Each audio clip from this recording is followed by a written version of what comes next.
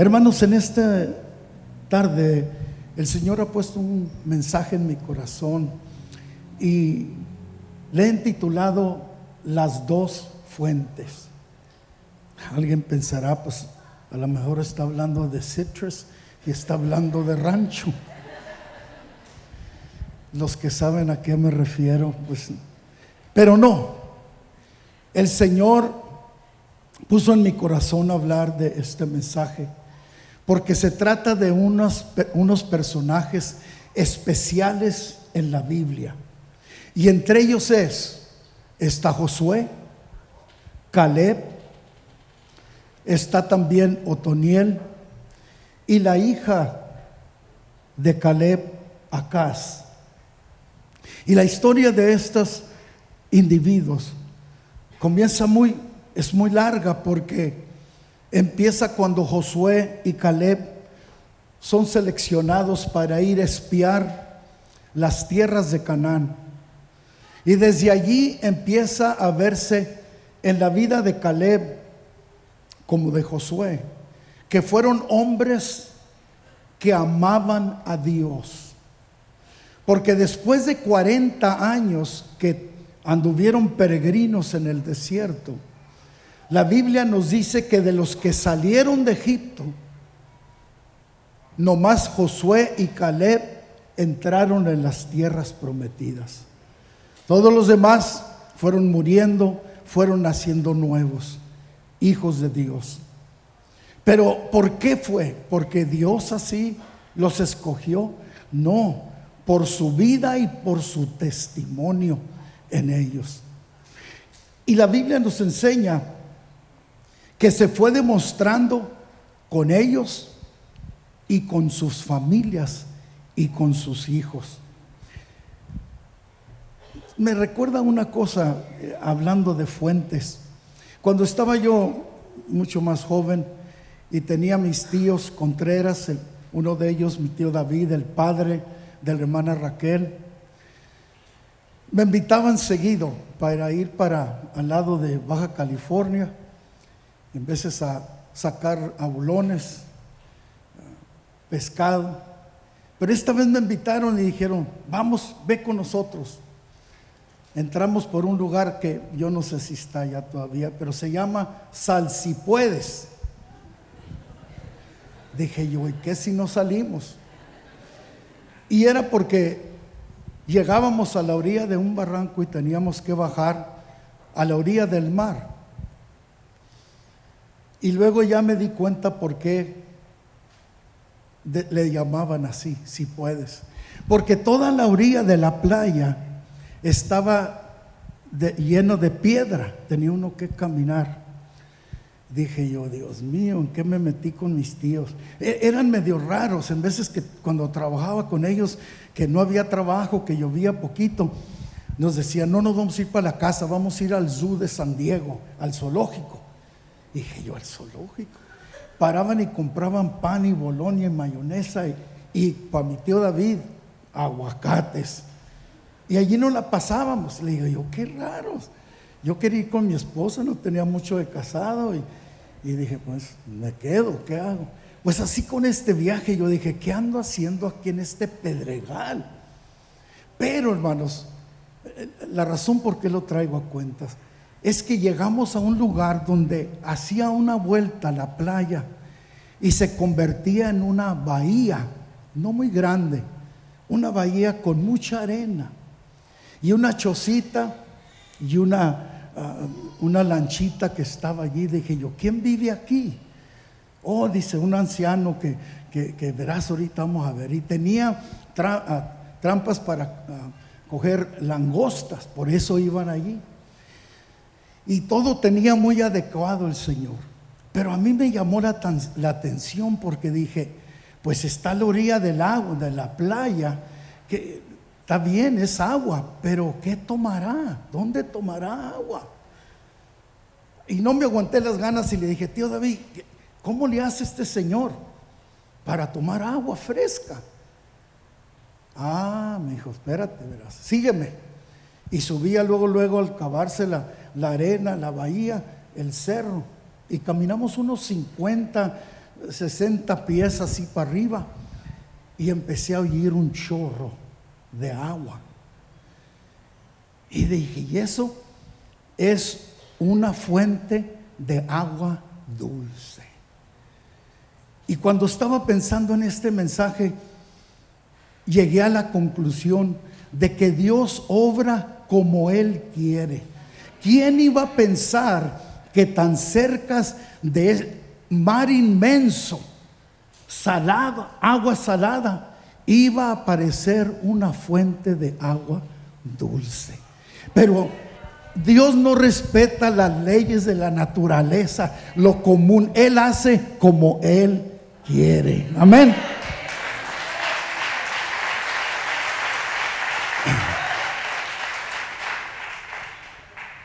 Y dice la Escritura, Jueces capítulo 1, versículos 12 al 15. Y dijo Caleb: el que hiere a Chiareth Sephar y la tomare, yo le daré a Axa. En la antigua versión le ponen Axa, AXA, a mi hija por mujer. Y tomó la ciudad Otoniel, hijo de Cenez, hermano menor de Caleb, y le dio a Axa, su hija, por mujer. Y cuando la llevaba, esto no está en la Biblia, yo se lo añadí con permiso de Dios. Y cuando la llevaba al Hanimún, persuadiólo que pidiese a su padre un campo. Y ella se apeó del asno, y Caleb le dijo: ¿qué tienes?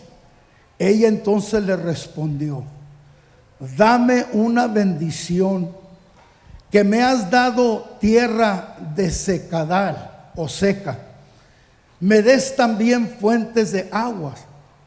Entonces Caleb le dio fuentes de arriba y fuentes de abajo.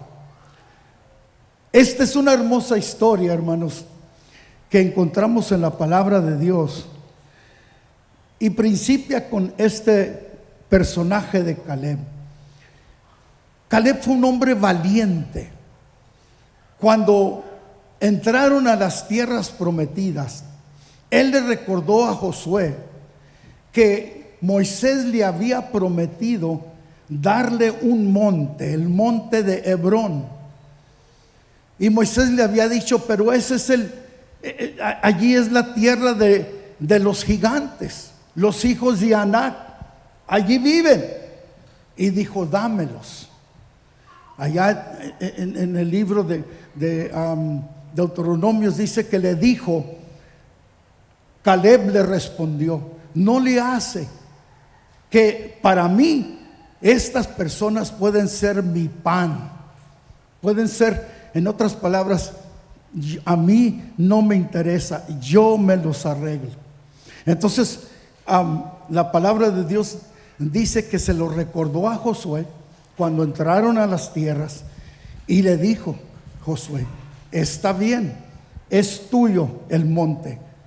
Porque le dijo: allá en aquellos años yo tenía 45 años cuando le pedía a Moisés este monte, pero ahora ya tengo 85 y me siento tan fuerte como cuando tenía 40. Ojalá y yo pueda decir lo mismo a los 85, que no me faltan tantos así, pero que Dios me dé la fuerza. Qué valentía de hombre, que estaba dispuesto a lo que se le enfrentara. Pero ¿saben qué, estimados hermanos? Esto no empezó allí, esto empezó desde su niñez, de su juventud. Sus padres, se da la evidencia que sus padres sembraron en él que amara a Dios, que lo obedeciera, que tuviera pasión por servir y que estuviera dispuesto a amarle con todo su corazón. Porque a los 85 años todavía tenía la valentía para poder tomar este monte, y lo logró, estimados hermanos. Lo logró. Mató a los 3 hijos de Anac, hombres gigantes, grandes, guerreros, pero como dijo David: tú vienes a mí con espada y con lanza, mas yo vengo a ti en el nombre de Jehová de los ejércitos. Aleluya. Estimados hermanos, qué valentía de hombre. Pero lo más hermoso es que Dios le concedió la victoria y venció. Pero le faltó una ciudad conquistarla. Y se llamaba, aquí en las notas, el computer cambia las palabras y no se fija uno. Y dice que fue la ciudad es Decir, pero no es Debir. Entonces, esa ciudad no la había conquistado todavía. Y él le ofreció al que la conquistara a su hija por esposa.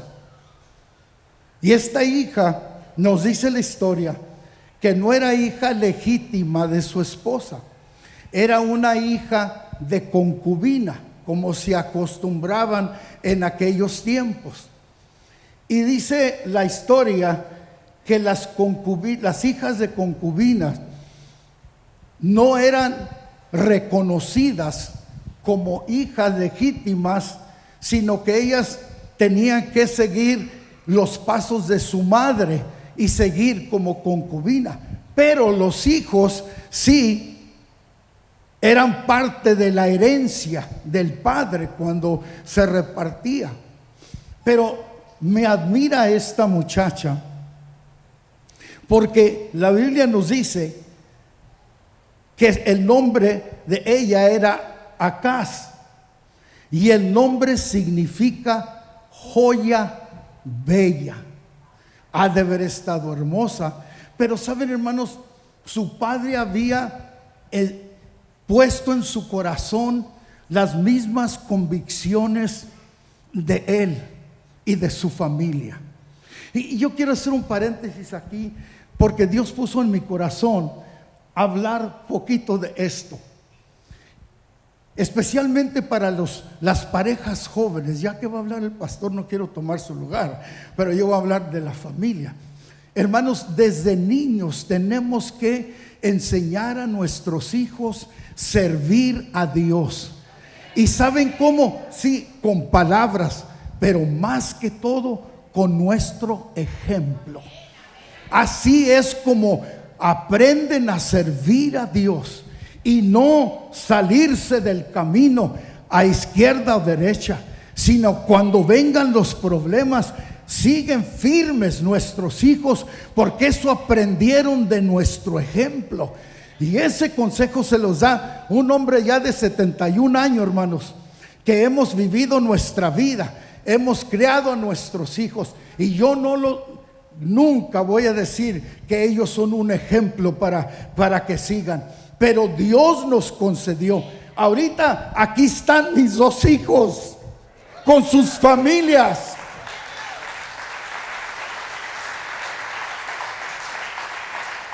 Y están enseñando a sus hijos. Yo les agradezco. El niño más mayor, varoncito de JJ, en las células, él hace preguntas y le hacen a él: what was the name of Jesus' mother? ¿Qué era el nombre de la mamá de Jesús? Dijo: I know, Mary. Y pronto contestó. Y ya, hermanos, llega a nuestro corazón, porque desde niños tenemos que enseñar a nuestros hijos el temor de Dios.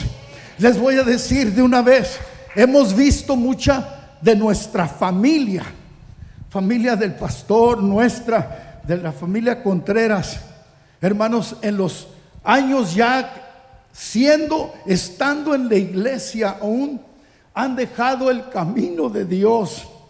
Algunos niegan a Dios. Algunos dicen: yo le voy a reclamar a mi abuelo Pacheco, ¿por qué nos metió a esta iglesia y estas creencias? Y una de mis primas le dijo: ¿cómo vas a llegar allá si tú no vas a ir al cielo? Tú vas a hacer el infierno.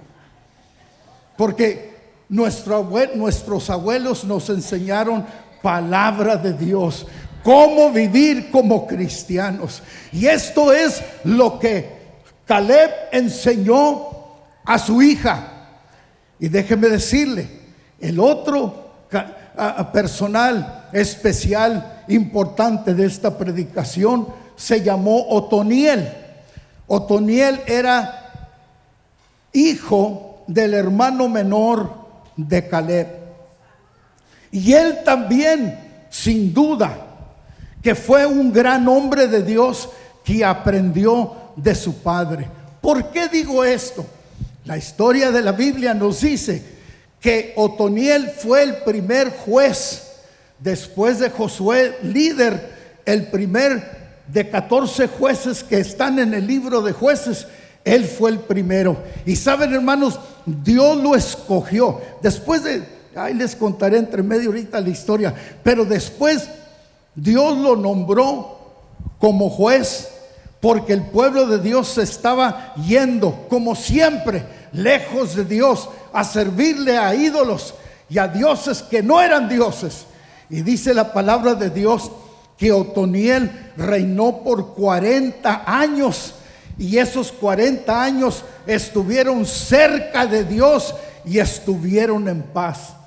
Tiene que ver mucho el líder de nuestra iglesia, de nuestro grupo, hermanos, porque el que nos dirige en el camino de Dios, como debemos andar nosotros, Dios lo premia y ayuda a esta congregación a servirle al Dios Todopoderoso.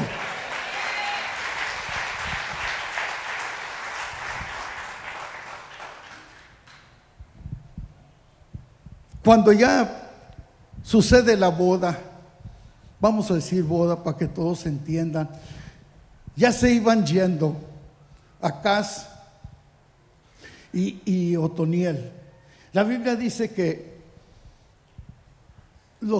en veces los esposos utilizamos a nuestras esposas para, cuando compramos nuestra primer casita ahí en sur de San Diego, nos faltaban $500 a mí y a mi esposa. ¿Y qué haremos? ¿Cómo le haremos? ¿Cómo le hacemos? Y dijo mi esposa, voy a ver cómo le hago. Y lo que sucedió es que fue y habló con mi suegro. Y él le dijo, mija, ¿cómo va con la compra de la casa? Pues muy bien, está bonita, está buena para nosotros, pero nos faltan $500. Ay, hija, pues verán que Dios va a proveer, Dios va a proveer. Y al otro día fue, dice mi esposa, ya nomás sacó la cartera y dije, la tenemos hecha. Y sacó los $500 que nos prestó y Dios nos concedió. Bueno, Otoniel así quiso usar a su esposa y le dice, ¿sabes qué? Pídele a tu padre una bendición. Y ella se desmontó del asno y fue y habló con él. Y le dijo, Padre, ya nos has dado un terreno. Gloria a Dios, ¿verdad? Que le regaló un terreno. Pero dijo, es tierra seca hacia el sur. Danos una fuente. Y Caleb, al conocer su hija hermosa, que había cumplido con él, que había sido fiel en todo, le dijo, hija, te voy a dar de las fuentes de arriba y de las fuentes de abajo. Y esto, estimados hermanos, ¿qué es lo que puede significar para nosotros? Y voy a pedirle que pongan las dos slides 12 y 13. Esta es un retrato de las fuentes de arriba. El agua corre, está corriendo, fluyendo, porque viene del norte, donde las montañas se acumula la nieve, y para la primavera y el verano empieza los ríos a correr. Y aquí vemos la fuente de arriba. Ahora, en el slide 13, nos enseñan las fuentes de abajo, que se acumula allí el agua.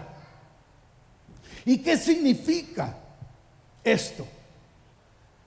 La tierra que Caleb le dio a su hija era las tierras del sur, secas y necesitaban agua. Las fuentes de arriba recogían agua de las montañas. Las fuentes de abajo eran fuentes que aguardaban las aguas que bajaban de arriba y retenían siempre el agua.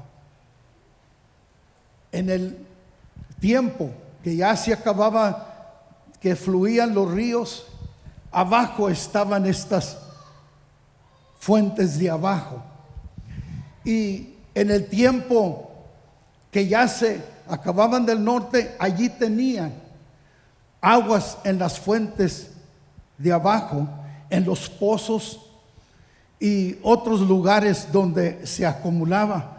Y tenían ellos ya, porque hay una característica en Israel: son tierras muy desiertas, arenosas, pero ¿sabe qué? Tienen la bendición de Dios.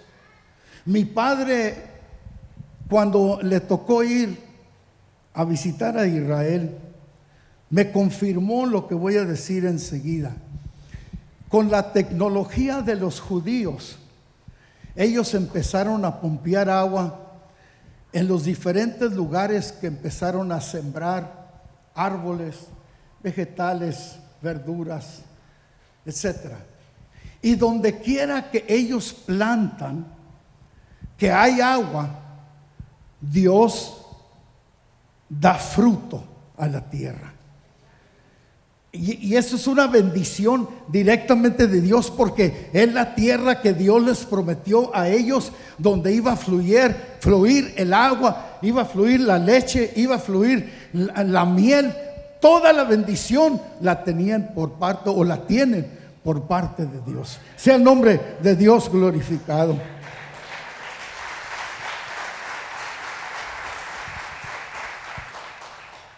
¿Por qué son importantes las dos fuentes? Porque cuando pasa el verano y se acaba la fuente de arriba, el agua que baja en el invierno se aguarda por debajo de la tierra en pozos o cisternas para cuando la necesitan. Las tierras secas son como para cuando en nuestras vidas llegan las luchas y pruebas. ¿Por qué es que Dios puso en mi corazón este mensaje? Yo creo por lo siguiente: porque estamos, hermanos, necesitados de estar cerca de Dios.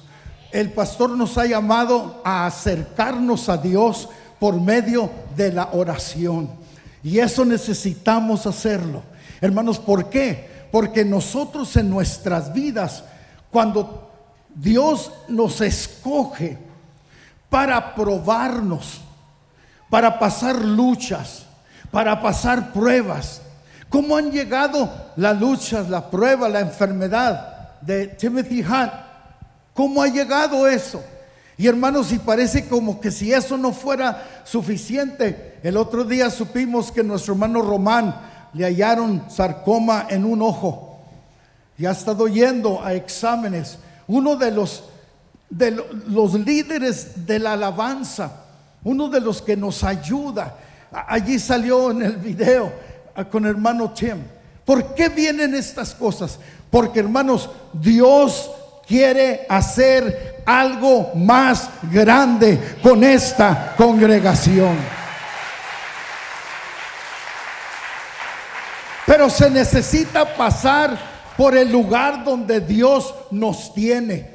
Y en veces nos pasa por tierras secas. Y hermanos, en lugar de pedirle a Dios, sácame de aquí, Si nos saca, no vamos a ver el milagro cuando Él haga la obra en nuestras vidas. Necesitamos pasar por toda la prueba para ver que las aguas de arriba y las aguas de abajo nos van a fortificar y nos van a ayudar para salir triunfantes en el nombre de Jesús. Es sí cierto, se ha dicho, cuando miramos a alguien que está pasando por luchas y pruebas, que tiene enfermedad, que tiene problemas familiares, problemas con los hijos, con la familia, porque estos suceden, hermanos, en las mejores familias cristianas vienen las luchas y vienen las pruebas. Cuando estaba chico yo oía que los hermanos le decían a las almas: oh, ya nomás usted se bautiza en el nombre de Jesús y va a ser su vida, una vida de rosa.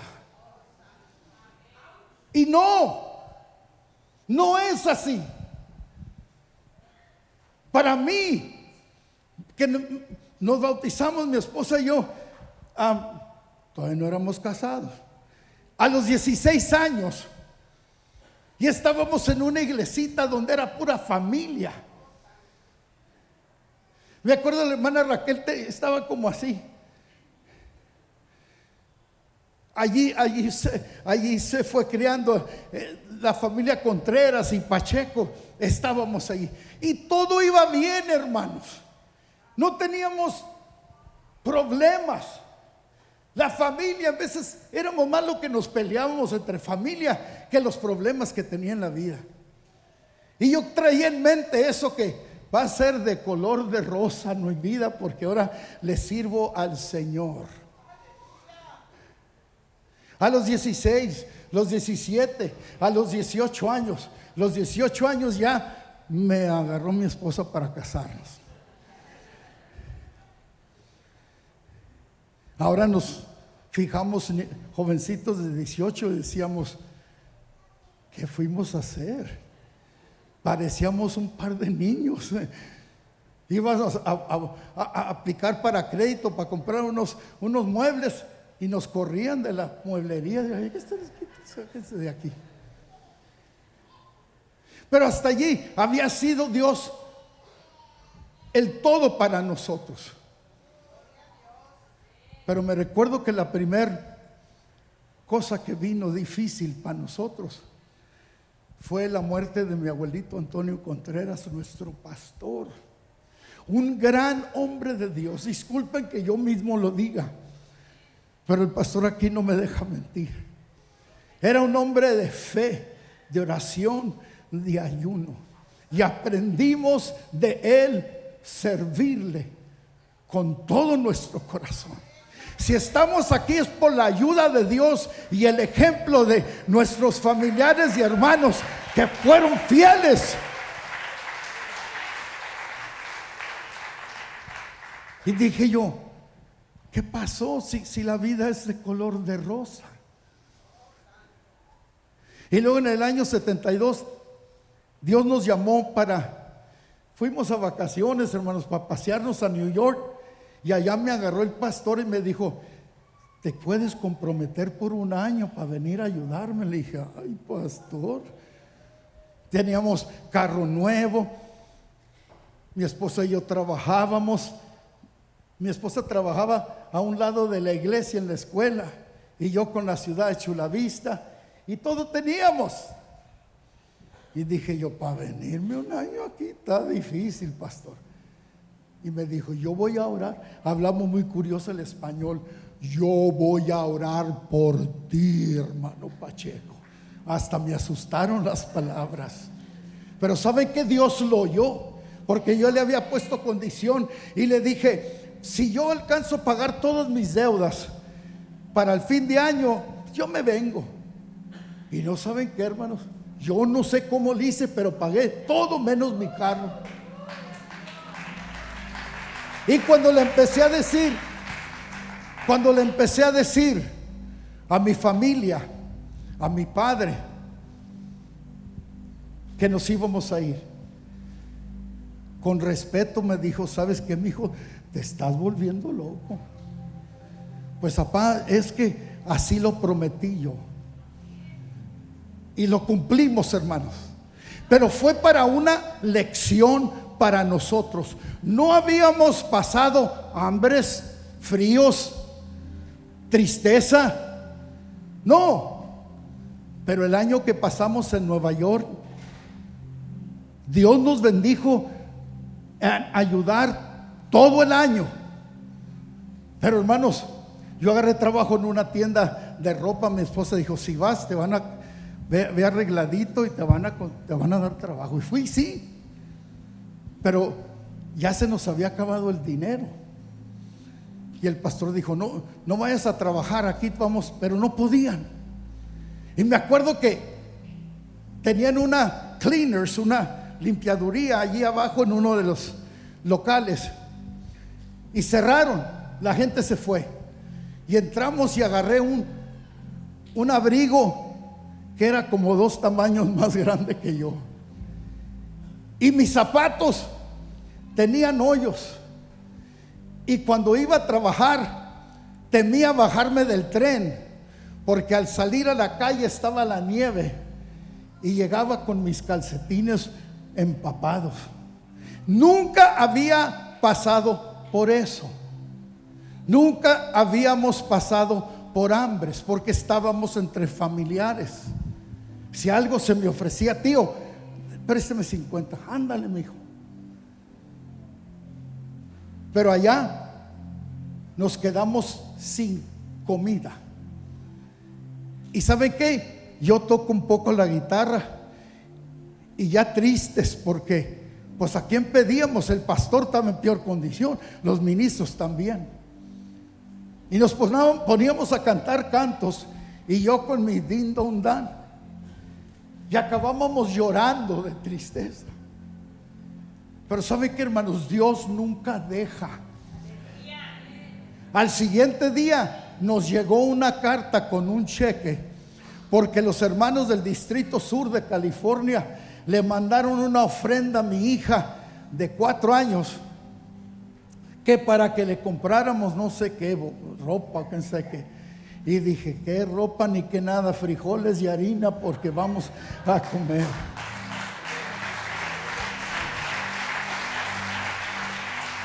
Ve, uno pasa por situaciones de tierra seca. A la siguiente semana estábamos en la misma condición, y le llegó un money order a mi esposa de mi suegra para que comprara botas, porque estaba nevando. Botas no, señor, frijoles y harina para comer juntos. Hermanos, Dios no nos deja. Aunque pasemos por estas experiencias, son para nuestro beneficio.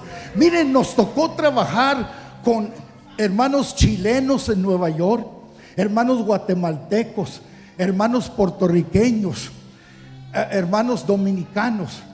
Por 1 año estuve ayudando al pastor, y unas experiencias, pero experiencias.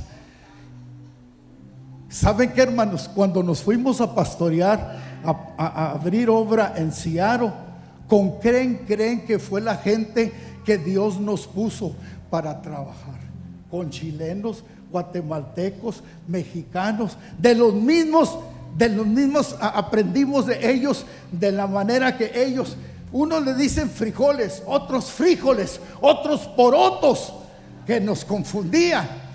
Pero todo Dios hace con un propósito, y creemos que la tierra seca, que es injusto lo que Dios quiere hacer por medio de ello. Pero no, mis hermanos, uno pasa las experiencias, porque bajo esas experiencias nos está formando y madurando el Señor. Tengamos en cuenta,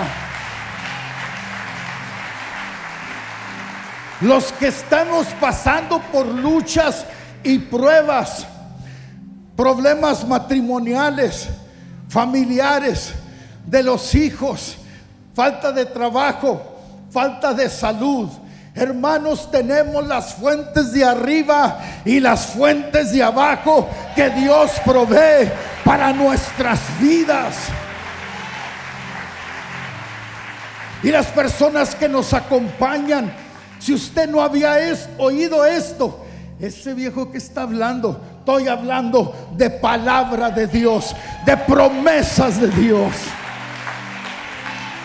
Y si usted tiene problemas, tiene luchas, no hay a la puerta, Cristo es la puerta, dijo nuestro hermano Miguel Oviedo.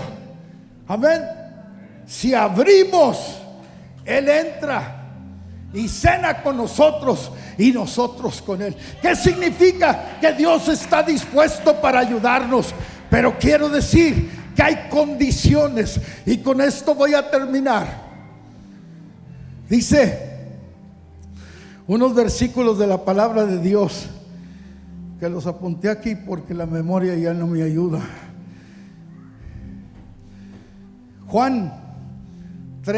Primera de Juan 3:22. Cualquiera cosa que pidieres, la recibimos de Él, porque guardamos sus mandamientos y hacemos las cosas que son agradables delante de Él.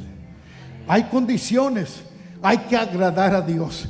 Y en Isaías 33, 15 y 16 dice lo siguiente: el que camina en justicia y habla lo recto, el que aborrece la ganancia de violencia, el que sacude sus manos para no recibir, yo le cambié y le puse soborno, el que tapa sus oídos para no oír propuestas sanguinarias, el que cierra sus ojos para no ver cosas malas, este habitará en las alturas y fortaleza de rocas será su lugar de refugio.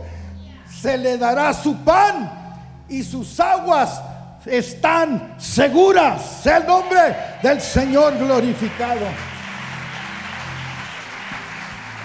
Para recibir las fuentes de arriba y las fuentes de abajo, necesitamos nosotros estar agradando a Dios, estar sirviéndole como a Él le agrada, no como mis convicciones. Un pastorcito joven allá en Seattle me dijo: yo quiero confraternizar contigo,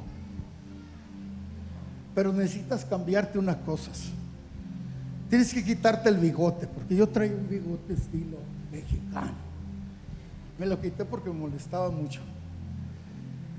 Y tienes que usar camisa blanca para todo. Digo, pero si yo trabajo, pues a ver cómo le haces. Dije, ¿sabes qué, hermano americano? Lo del bigote te lo contesto fácil, porque a ti nomás te sale como pelos de durazno, ni se nota, pero a mí me sale como mexicano. Y lo de la camisa blanca, esa es convicción tuya. Y ya por eso no. Ya hay cosas que nosotros nos proponemos, como hacer las convicciones de nosotros, y miramos a otros que traen una ropa que no, o esto o aquello.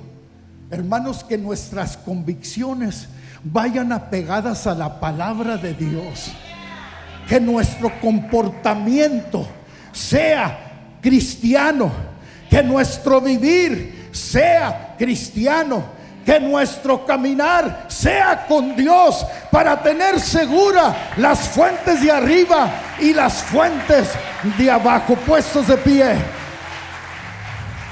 yo quiero invitar en estos momentos con todo mi corazón, y les digo, he hablado lo que Dios puso en mi corazón, sin motivos de lastimar o faltar al respeto. Ha sido con todo mi corazón. Pero yo quiero invitar a nuestros amigos que nos acompañan por primera vez o más veces, que pasen a este altar para orar por ustedes.